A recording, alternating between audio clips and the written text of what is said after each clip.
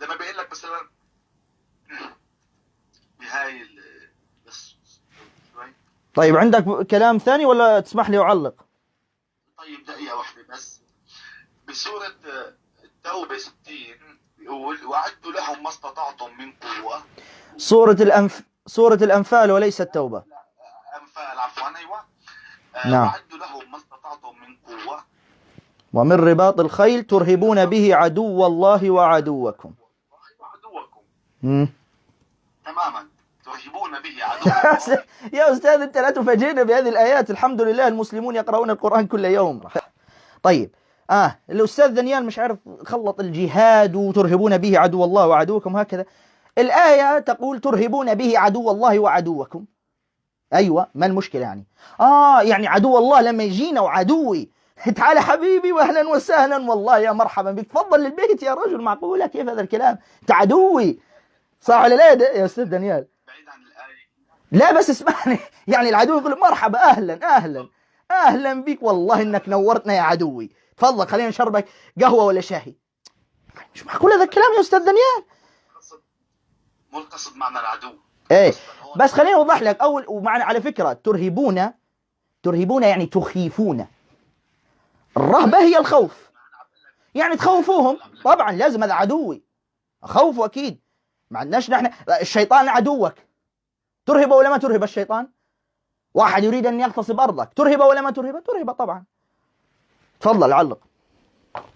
طيب تريد ان تسأل سؤالا حول الموضوع حتى نختم به؟ طيب ببساطة، وقاتلوا الذين لا يؤمنون بالله ولا باليوم الآخر ولا يحرمون ما حرم الله ورسوله ولا الذين ولا يدينون دين الحق بدين الحق من الذين أوتوا الكتاب حتى يدفعوا الجزية عن يد وهم صاغرون. حتى يعطوا وليس يدفعوا، حتى يعطوا الجزية عن يد وهم صاغرون. نعم. هم صاغرون. طيب ما هو السؤال؟ السؤال انه قاتلوا. واحد يدفعوا اي المال. يدا وصغرا اي ازل. فسر لي هاي الايه اللي بتحكي بهالطريقه هاي. جميل. هذا وحي من الله او لا طبعا الوحي من الله هو سفر صموئيل الذي يقول فالآن اذهب واضرب عماليق ولا تعفو عنهم بل اقتل رجلا وامرأة طفلا ورضيعا. أما قاتلوا هي اللي مش وحي عندك.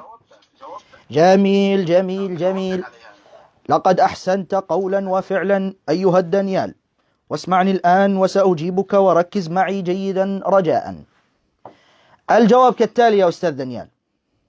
تمام. أولا، هل تعرف ما الفرق بين قاتلوا واقتلوا أم لا؟ حتى نبدأ بداية هكذا، تعرف الفرق بين الاثنين أم لا؟ يعني لما أنا أقول قاتلوا، هل هي نفسها اقتلوا؟ يعني قاتلوا بس يعني يا ترى القتال ما بده يقالوا فيه كم قتيل يعني؟ ولا هيك قتال طيب سيوف بلاستيك؟ لا اسمعني، الذباب، هل يصح أن أقول عن الذبابة، يعني مثلا الآن رأيت ذبابة أمامي وقلت لك يا دانيال قاتلها، هل هذا لغويا يصح ولا الصحيح أن أقول لك اقتلها؟ اقتلها. طيب وقاتلها صحيحة ولا لا؟ لا لماذا؟ يعني كيف بدك تقاتل حشرة المفروض تقتلها يعني؟ لأن هي لن تدافع عن نفسها ولن تواجهك، صح ولا لا؟ وأحسنت، لقد أحسنت قولا وفعلا يا دانيال، هذه الإجابة الصحيحة. الآن يا أستاذ دانيال صح معي جيدا. الآية تقول قاتلوا الذين لا يؤمنون بالله ولا باليوم الآخر إلى آخر الآية. تمام؟ إذن الآية ما قالت اقتلوا، قاتلوا يعني في مواجهة بين طرفين. قاتلوا على صيغة المفاعلة، على صيغتها صيغة مفاعلة. تمام؟ قاتلوا. لا اسمعني جيدا ولا تقاطعني يا دانيال، اسمعني لو سمحت. لن أقاطع. اسمعني. بدي أحكي كلمة إضافية. لا اسمعني، أنت سألت الآن، عليك بالاستماع. بدي مش ما يعني ترد لي مرة ثانية فترد لي مع بعضهم كلهم يعني وحاسكت أنا. تمام. الإجابة كالتالي: القتال من المقاتلة، والمقاتلة على وزن المفاعلة. تمام؟ أي هناك مواجهة بين طرفين، فالقتال لا يطلق إلا إذا كان هناك يعني مواجهة بين طرفين. ولذلك يقال عن الجندي مقاتل، لأنه في العادة يواجه جيوش. كذلك يقال عن المصارعين مقاتلين، لأن الاثنين يتواجهون، وفي الغالب يكونون في قوتهم متشابهة أو قوة واحدة. تمام؟ ولذلك هذه الآية ليست موجهة للنساء. الآية لم تأمر بقتل النساء ولا الأطفال ولا الشيوخ لا، إنما قاتلوا الذين يقاتلونكم، الذين عندهم القدرة على القتال. ما الدليل على ذلك؟ القرآن نفسه. لذلك نحن دائما نقول، وعندنا نحن من شروط التفسير كالتالي: أول شيء القرآن يفسر القرآن، القرآن يفسر بالقرآن، أول شيء هذا. لذلك المفسرين دائما يستندون إلى آيات تفسر آيات أخرى. هذا أول شرط من شروط التفسير، أن القرآن يفسر القرآن. الله عز وجل لما الآية هذه في سورة التوبة قالت قاتلوا، ما وضح الله عز وجل في سورة البقرة أيضا قال: وقاتلوا في سبيل الله الذين يقاتلونكم ولا تعتدوا إن الله لا يحب المعتدين. طيب، ناس لم يقاتلونني في الدين ولم يخرجوني من دياري، هل الآية اللي في سورة التوبة تنطبق عليهم؟ الآية التي تقول قاتلوا الذين لا يؤمنون بالله، إذا شخص لم يقاتلني في الدين ولم يعتدي علي ولم يخرجني من داري، هل تنطبق عليه آية سورة التوبة؟ لا، لأن الله عز وجل قال في سورة الممتحنة، الله يقول: لا ينهاكم الله عن الذين لم يقاتلوكم في الدين ولم يخرجوكم من دياركم أن تبروهم وتقسطوا إليهم إن الله يحب المقسطين. لا ينهاكم يعني لا يمنعكم الله عز وجل أن تبروا، البر هو أعلى درجة الإحسان، وتقسط تكون عادلا مع الذين لم يقاتلوك في الدين ولم يخرجوك من ديارك. إذا نفهم أن الآية التي في سورة التوبة قاتلوا الذين لا يؤمنون بالله ولا باليوم الآخر هي موجهة ضد المقاتلين. وبالفعل لما نرجع إلى أسباب نزول هذه الآية، الله تبارك وتعالى هذه الآية نزلت لما كان هناك هجوم من الروم النصارى، لما هجموا على النبي صلى الله عليه وسلم في موقعة موتة وموقعة تبوك، نزلت هذه الآيات لمواجهة هذا الجيش، جيش الإمبراطورية الرومانية. لكن هل في الإسلام عندنا أن نقاتل الأبرياء؟ لا، سنة النبي صلى الله عليه وسلم تشرح ذلك. النبي صلى الله عليه وسلم حرم وقال لا تقتلوا. هناك في صحيح البخاري وصحيح مسلم أبواب بعنوان تحريم قتل النساء والأطفال في دار الحرب، مش زي كتاب المحبة. عارفه كويس أنت كتاب المحبة يا أستاذ دانيال، اللي يقول فالآن اذهب اضرب عماليق ولا تعفو عنهم، بل اقتل رجلا وامرأة طفلا ورضيعا، حتى الرضيع مسلم، بقرا وغنما وحمارا. كتاب النصارى يأمر بذلك، كتاب المحبة. المهم، لكن نحن عندنا لا، النبي صلى الله عليه وسلم قال لا تقتلوا طفلا ولا تقتلوا راهبا ولا تقتلوا مريضا ولا تقتلوا عسيفا الذي هو الأجير ولا تقتلوا شيخا فانيا. كل هؤلاء حرم النبي صلى الله عليه وسلم قتلهم، وهذا بإجماع المسلمين. تمام؟ إذن أول شيء قاتلوا موجهة، هذه الآية تستخدم في مواجهة الكفار في ساحة المعركة. تمام؟ هذه أول نقطة. ثاني نقطة تكملة الآية، الاعتراض على الجزية وهكذا. الآية تقول حتى، مع ذلك عفت عليهم الآية على فكرة، الآية أعطت فرصة للعفو على هؤلاء حتى يعطوا الجزية عن يد وهم صاغرون. أول شيء خلونا نعرف ما معنى صاغرون. صاغرون اختلف العلماء في تفسيرها، تمام؟ لكن أنا أميل إلى تفسير الإمام الشافعي رحمه الله، والمذهب الشافعي بشكل عام يفسرون هذا المعنى كالتالي. الإمام الشافعي رحمه الله في كتابه الشهير الأم قال التالي: الصغار هو جريان حكم الإسلام عليهم. بس لو على فكرة الإمام الشافعي ما جاب هذا الكلام من عندي فقط، بل نقل هذا الكلام عن أهل العلم يا أستاذ دانيال.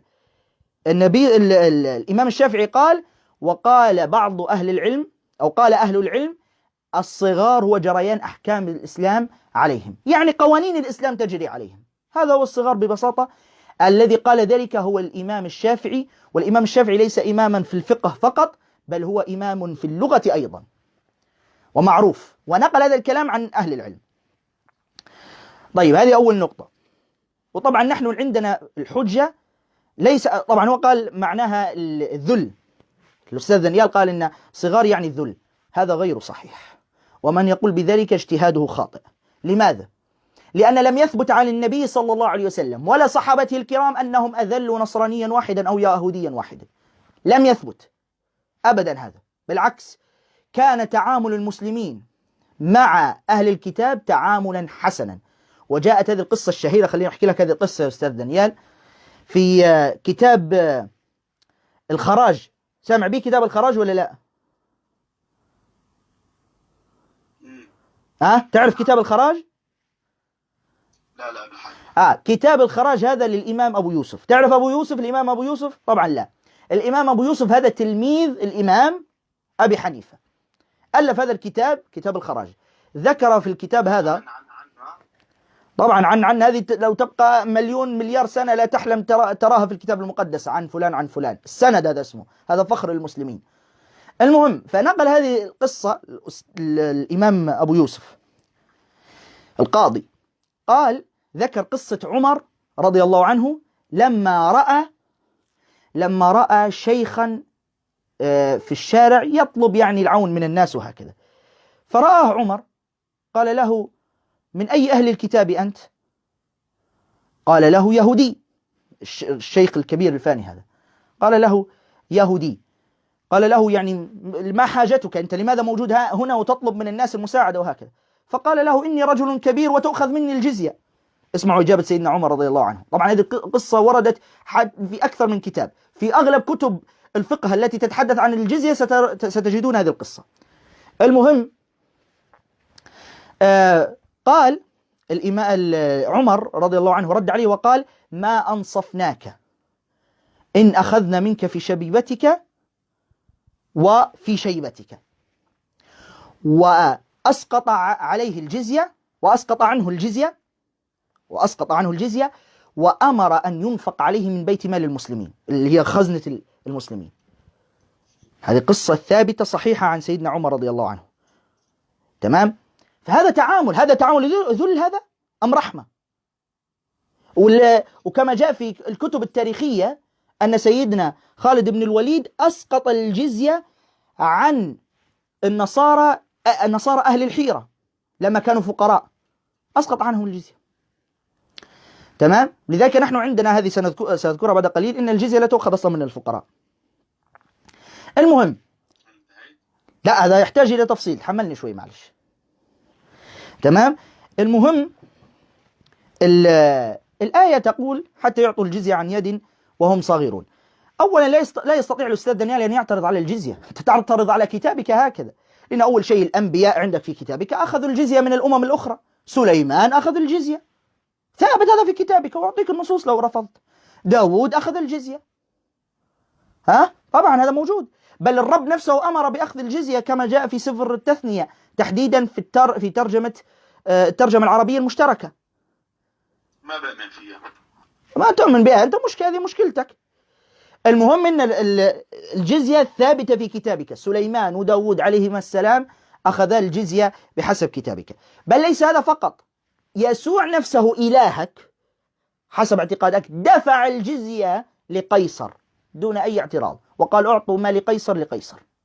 تجي أنت تعترض؟ بولس نفسه رسوله، لا اسمع الآن كلام بولس، سأوريك الآن الجزية. اسمع كلام بولس الآن. بولس يقول في رسالته إلى أهل روميا، يقول: أعطوا الجميع حقوقهم.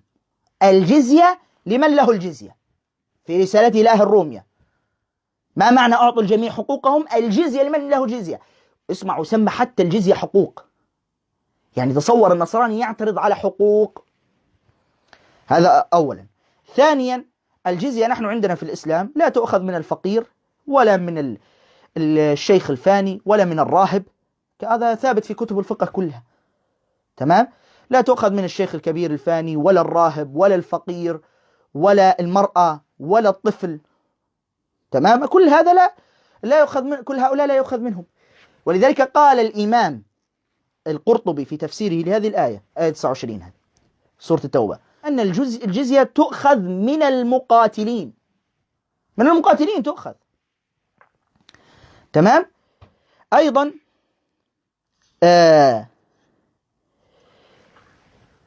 بالنسبة لمبلغ الجزية، ذكرت سابقا طبعا أن الجزية يعني اختلف العلماء في مبلغها. المذهب الحنبلي أصلا يعتقد أن الجزية بحسب قدرة الدافع، يتفق هو ولي الأمر الإمام الحاكم، يتفق هو وهذا النصراني على المبلغ الذي يقدر عليه. هذا المذهب الحنبلي. المذهب أيضا قال بذلك المذهب الحنفي والمذهب المالكي إذا البلاد فتحت بالصلح. المذهب الشافعي اشترطوا يعني مبلغا يسيرا جدا، دنانير بسيطة لا تتجاوز 4 دنانير في السنة. طيب لماذا الاعتراض؟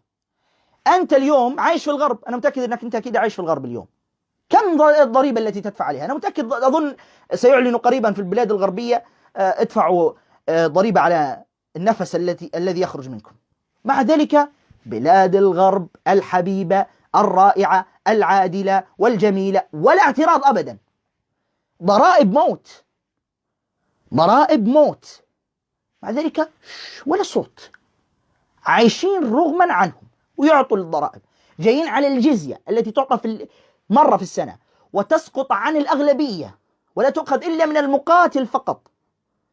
وحتى هذا المقاتل على فكرة، ما نحن عندنا هذا تشريع آخر، إن لما نجاوب بس في نقاط كثير الآن. لحظة بس، أنا أحب أن أفصل. تمام. عندنا نحن في الإسلام أصلا إذا مثلا أصلا الجزية تؤخذ مقابل ماذا؟ مقابل الحماية، يعني أحميك دون أن تقاتل أنت، الجندي يقاتل عنك. لكن إذا أنت قلت مثلا كنصراني قلت أريد أن أحارب، أنا أريد أن أشترك في الجيش، خلاص لا تدفع الجزية في هذه الحالة.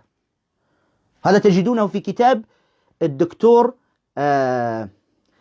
العراقي الفقيه العراقي عبد الكريم زيدان، كان على وشك يريح مني اسمه لكن تذكرته الآن.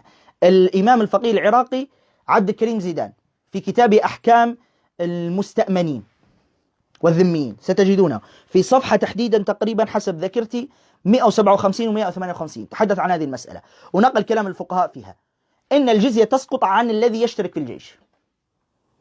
إذا ما الاعتراض؟ ما هو أنت تدفع الجزية لمن يحميك، لمن يسهر الليالي من أجلك ويدافع عن الأرض.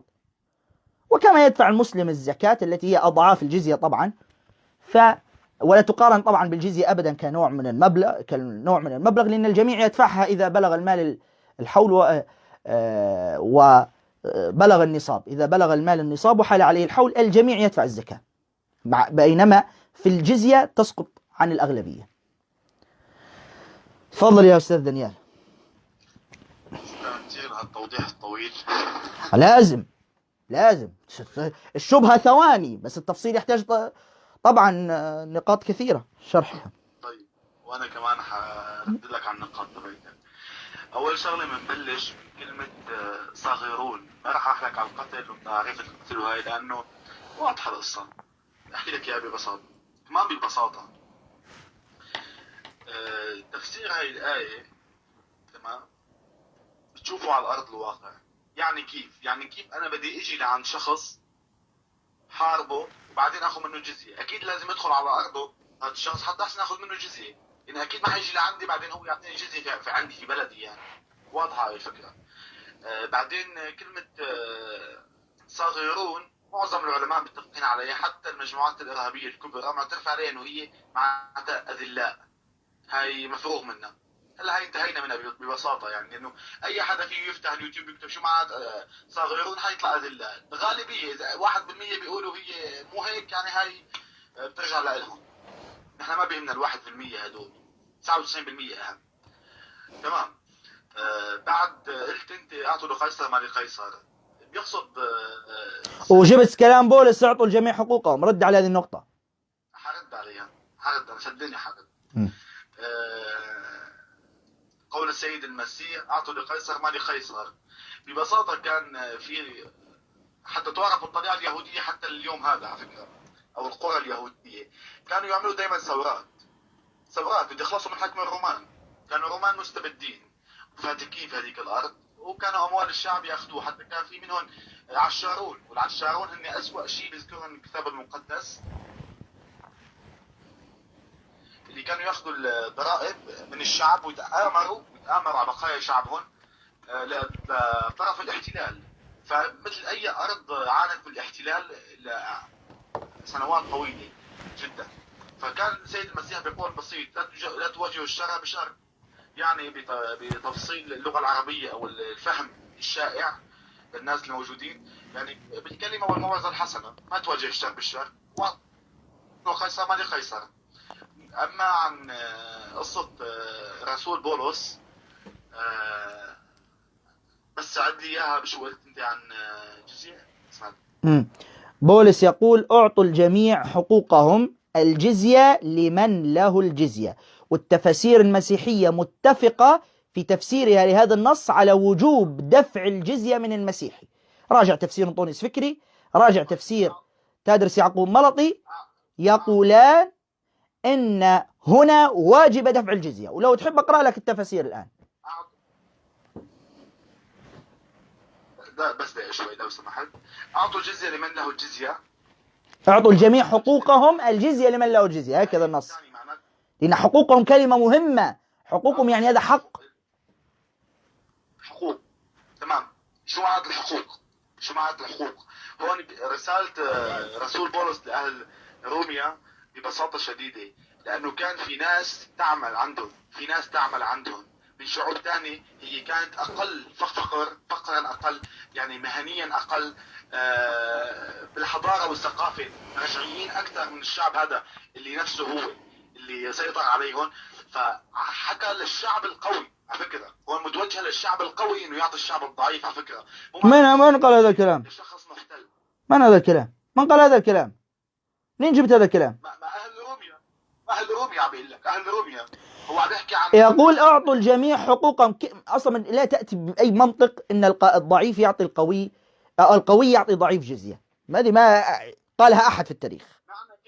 طيب أنا سأسألك سؤال بخصوص هذا النص. النص يقول: أعطوا الجميع حقوقهم، الجزية لمن له الجزية. يعني بحسب هذا النص الجزية حقوق أم لا؟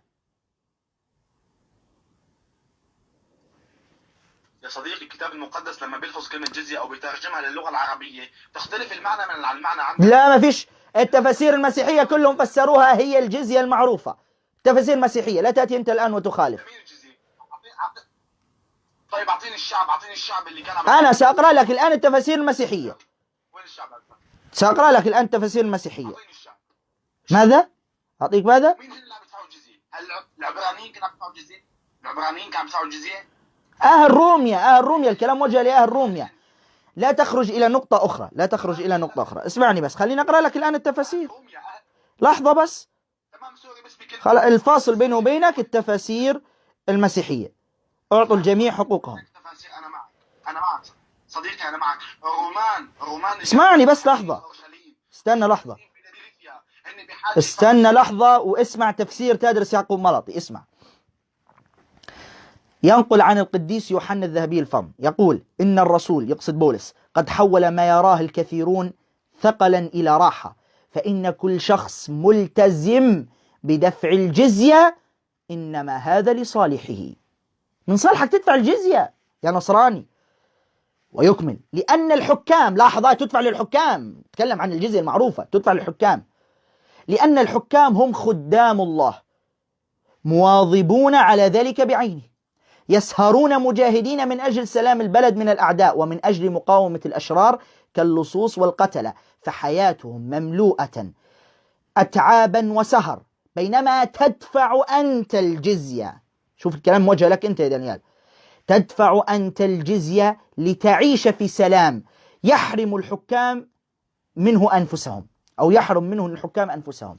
ثم يقول: لحظة، هذا ما دفع الرسول بولس أن يوصينا لا بالخضوع للحكام فحسب وإن بالصلاة لهم. المهم يقول بعدها، انظر، يقول المفسر تدرس يعقوب ملطي: هذا وإن كلمة أعطوا التي وردت في النص أعطوا الجميع حقوقهم، هذا وإن كلمة أعطوا هنا في الأصل اليوناني تعني ردوا، فما نقدمه من جزية، لاحظة هذا كلام مفسر مسيحي، فما نقدمه من جزية أو تكريم الحكام ليس هبة منا، وإنما هو إيفاء لدين علينا، مش هبة ولا منا منك أنك تعطي الحاكم جزية، واجب عليك هذا في الدين المسيحي.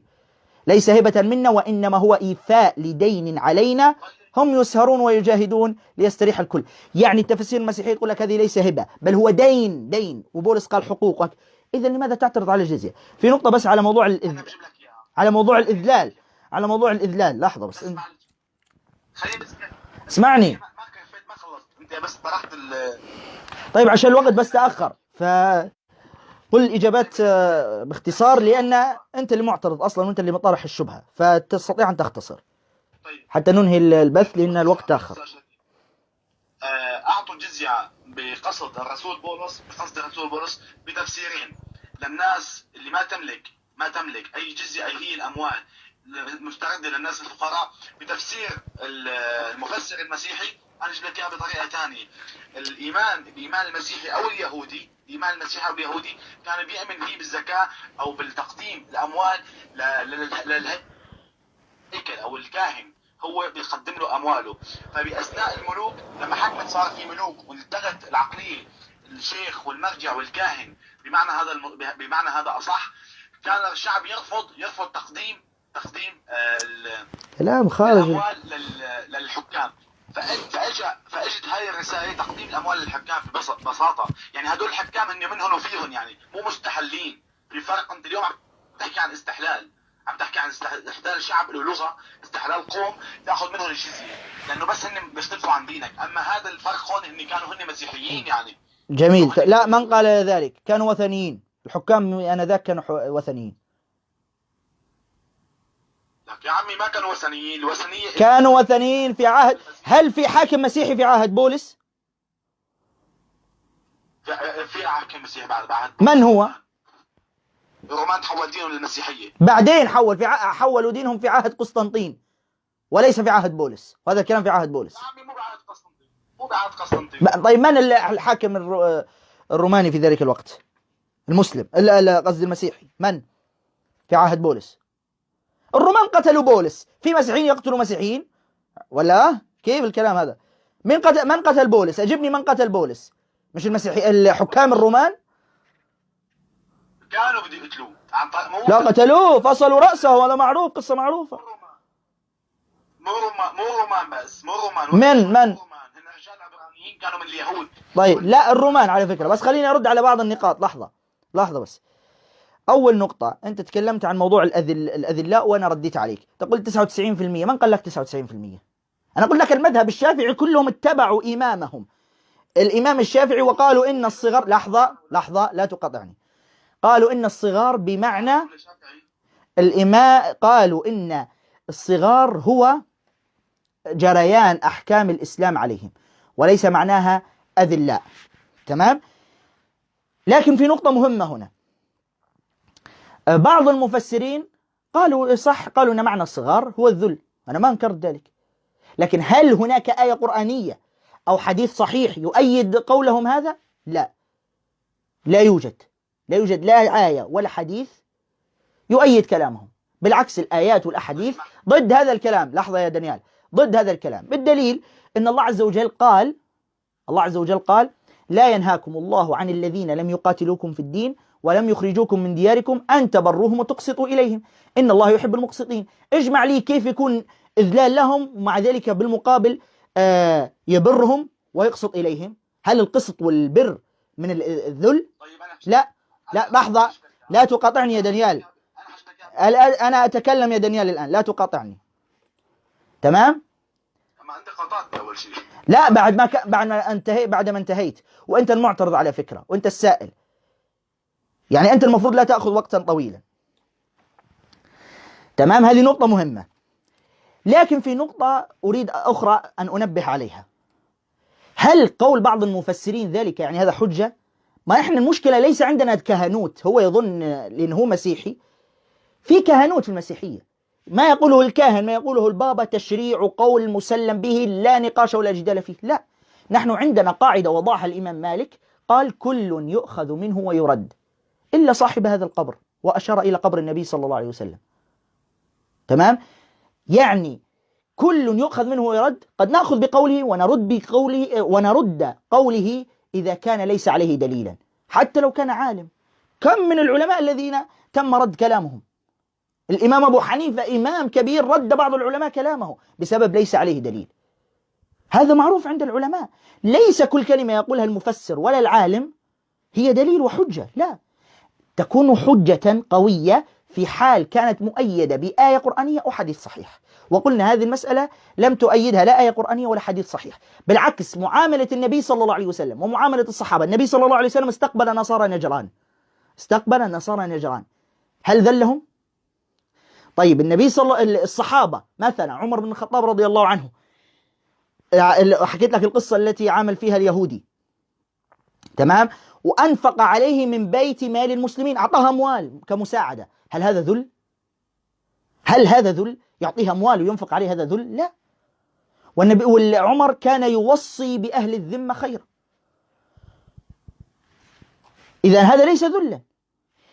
فبالتالي نحن ليس عندنا كهنوت، وإنما قول المفسر يعرض على الكتاب والسنة، إذا كان موافقا للكتاب والسنة فنأخذ به عندها، لكن إذا كان مخالفا لا نأخذ به.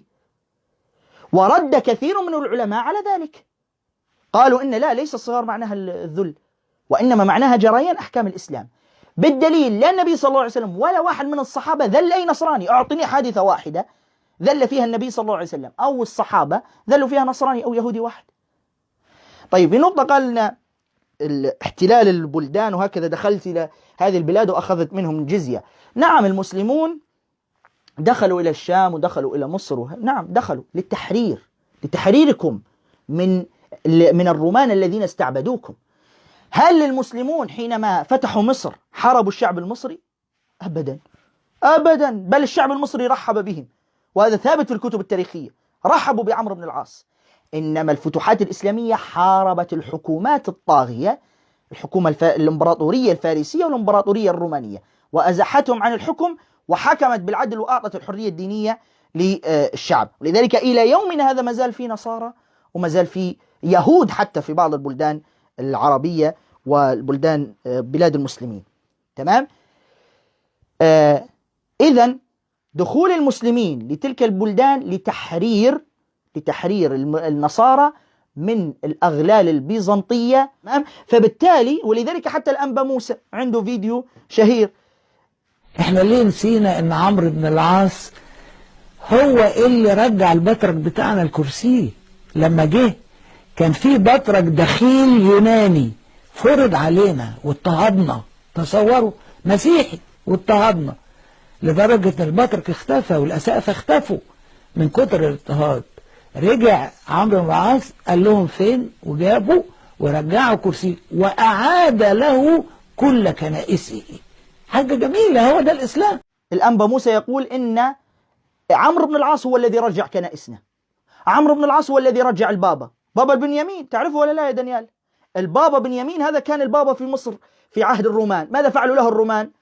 شالوه من كرسيه وأصبح هاربا في الصحراء هو والقساوسة، إلى أن جاء عمرو بن العاص ورده إلى كرسيه. فالمسلمون جاءوا لتحريركم وإعادة كرامتكم التي أذلها الرومان كانوا طغاة، فهذا ما حدث. ولما حكم المسلمون فرضوا مبلغا يسيرا من الجزية على القادرين المقاتلين فقط، على القادرين المقاتلين، وإذا خدم في الخدمة العسكرية هذا النصراني الجزية تسقط عنه. إذن هذا باختصار يا أستاذ دانيال. لو تحب نكمل في هذا الموضوع في مناظرة أخرى لأن الوقت عندي تأخر. تمام؟ أنا بس تمام ببساطة رومان تمام، أو بلاد الشام أو سوريا حاليا، ما تعرف هي سوريا أو سورتايا بالقديم، تمام، ما كانت لا بحاجة لا فتح إسلامي ولا تحرير، لأنه هن كانوا غزاة نشروا ثقافة ولغة. بحكي لك اياها من الاخير، وبالسيف اسلموا اهل دمشق، تمام، لانه اهل دمشق بالسيف. اهل دمشق. انت منين من سوريا؟ انت منين من سوريا؟ دمشق. وانت اسلمت بالسيف؟ ليك احكي لك شغله، انت اسلمت بالسيف، اذا قلت اهل دمشق اسلموا بالسيف وانت من دمشق زلت نصراني. لا لك شغله، ساكنين بالجبال، كانت تحميهم الجبال. يعني اليوم لا يوجد نصارى في دمشق. يوجد لانه تكاتروا. تكاتروا. وين السيف ليش ما اجبرهم؟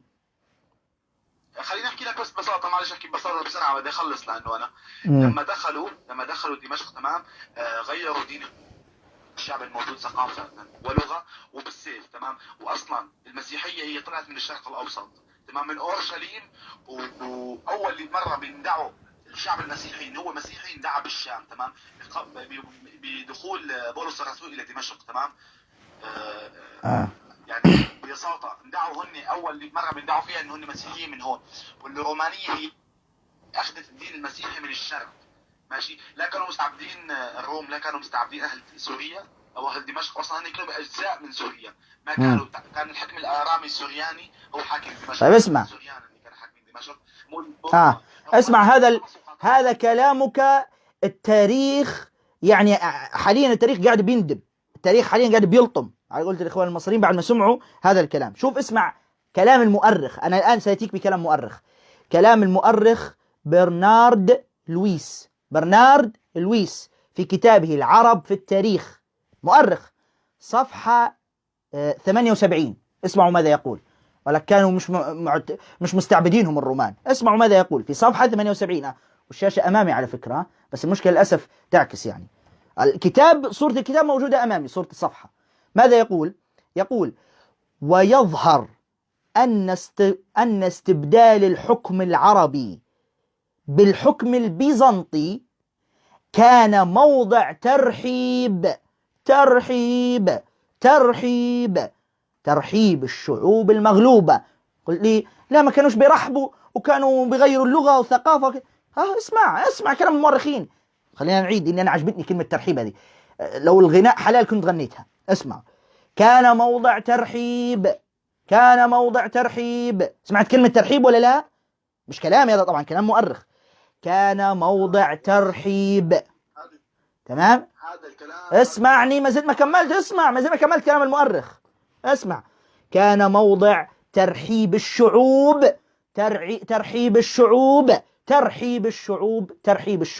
وتحيا الشعوب. ترحيب الشعوب المغلوبة التي وجدت النير الجديد أخف وطأة من القديم، اللي هو شنو؟ اللي هو البيزنطي، من حيث الضرائب، ويقصد الضرائب الجزية يعني، مش تعذيب، الضرائب، من حيث الضرائب. تعال اسمع السوريين: لقد فضل سكان سوريا ومصر المسيحيون الحكم الإسلامي. يا سلام، شوف الكلام الرائع والجميل. العرب هذا كلام في كتاب اسمه العرب في التاريخ. نعيدها: لقد فضل سكان سوريا ومصر المسيحيون الحكم الإسلامي. فضلوا يا ناس، فضل. بعد يقول خلينا نعيدها لأني عجبتني بصراحة هذه: لقد فضل سكان سوريا ومصر المسيحيون الحكم الإسلامي على حكم البيزنطيين اللي هم الرومان أصحاب العقيدة الرشيدة، مع أنهم كانوا مسيحيين زيهم، لكن كانوا نازلين فيهم تعذيب واستعباد، إلى أن جاء المسلمون وعمرو بن العاص رضي الله عنه وحرروكم. المسلمون هم من حرروكم، عليكم أن تشكروا ليل نهار، ومفروض يعني تصنعون تمثالا لمن فتح الشام ولمن فتح مصر. هذا كلام اسمعني لحظة، اسمع لحظة. هذا كلام من؟ هذا كلام المؤرخين طبعا. خلينا نأخذ مثال على فتح الأندلس في كتاب العرب في التاريخ، نفس الكتاب هذا، برنارد لويس، صفحة 172، يقول: وكان الحكم الجديد يعني الإسلامي نزيها متسامحا. ثم يقول: بحيث جعل المؤرخين الإسبان، تمام، المؤرخين الإسبان أنفسهم، هذا الكتاب على فكرة قرأوا الكتاب أمامي، أنفسهم يفضلونه على حكم الفرنجة. كان الإسبان يفضلون الحكم الإسلامي على الفرنجي، تمام. ثم يقول: كان لها الفضل الأكبر في إحداث الرخاء، يعني الحكم الإسلامي أحدث رخاء في تلك البلدان. بعدين يجيك دانيال اللي مش قاري سطر واحد في التاريخ يقول لك هذه احتلالات اسمع كلام المؤرخين يا دانيال، اسمع كلام المؤرخين. نلتقي إن شاء الله في حوار آخر يا دانيال في نفس هذا الموضوع لو تحب. تصبحون على خير يا إخوة، ونلتقي إن شاء الله في بثوث أخرى، لأن الوقت أدركنا ولا نستطيع أن نستمر أكثر من ذلك. السلام عليكم ورحمة الله وبركاته.